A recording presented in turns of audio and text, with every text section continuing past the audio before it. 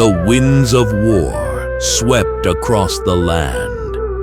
In the days of Amraphel, king of Shinar, Arioch, king of Elasar, Kedorlaomer, king of Elam, and Tidal, king of Goyim, a mighty alliance marched against the cities of the Jordan Valley.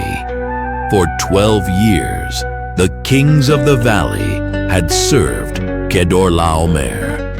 But in the 13th year, they rebelled. In the 14th year, Kedorlaomer and his allies struck back.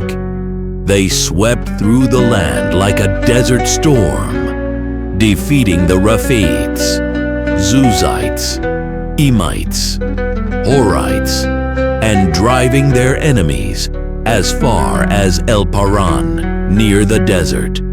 Then they turned back, attacking the Amalekites and Amorites, leaving nothing but fear in their wake.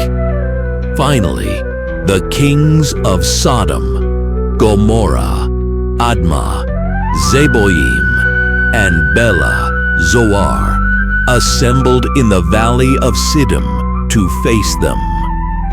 The ground trembled as the armies clashed. The valley of Siddim was filled with tar pits, and as the kings of Sodom and Gomorrah fled, some fell into them.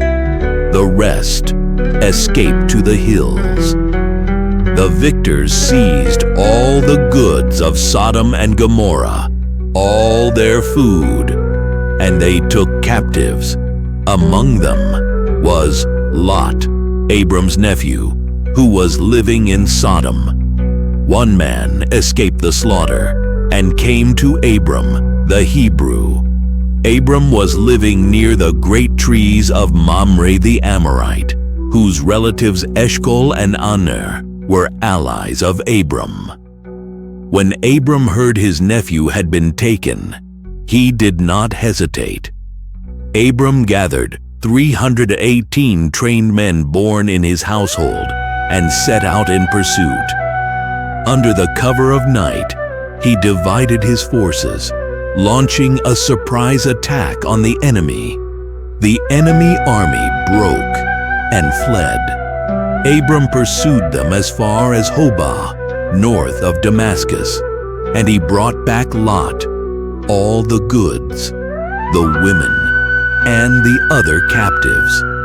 When Abram returned victorious, the king of Sodom came out to meet him in the valley of Shaveh, the king's valley. And there Melchizedek, king of Salem and priest of God Most High, brought out bread and wine. He blessed Abram, saying, "Blessed be Abram by God Most High, creator of heaven and earth. And blessed be God Most High, who delivered your enemies into your hand." And Abram gave him 1/10 of everything. The king of Sodom said to Abram, "Give me the people and keep the goods for yourself."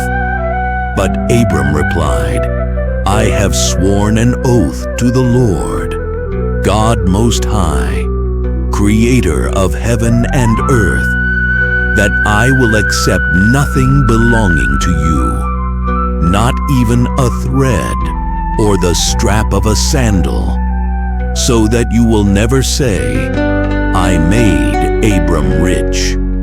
I will accept only what my men have eaten, and the share that belongs to Aner, Eshcol, and Mamre."